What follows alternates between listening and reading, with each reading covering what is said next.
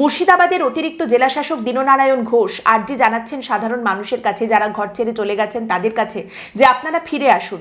পরিস্থিতি নিয়ন্ত্রণে রয়েছে, প্রশাসন সব রকমভাবে সাহায্য করছে, আমরা আপনাদের পাশে আছি। যারা বাড়ি ফিরেছেন তাদেরও পাশে আছি, বাকিদেরও বাড়ি ফেরানোর ব্যবস্থা আমরা করছি।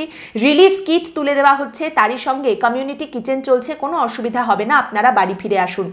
একই কথা শোনা যাচ্ছে জঙ্গিপুরের পুলিশ সুপার আনন্দ রায়ের গলাতেও।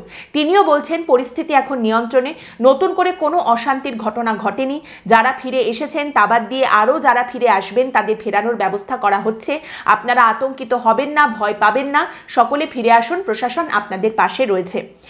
বিষয়টা হচ্ছে, এখন যখন পরিস্থিতি আস্তে আস্তে নিয়ন্ত্রণে আসছে এবং বেশ কিছু মানুষ যখন নিজেদের ভিটেমাটি বা বাড়িতে ফিরে আসছেন, সেটা দেখে আরও বেশি করে যেন ঠাহর হচ্ছে যে এই কটা দিনে কি হয়ে গেছে এবং তার কতটা প্রভাব দেখতে পাওয়া যাচ্ছে, এর পরেও যাবে এবং এর জের কতটা সুদূর প্রসারী হতে পারে।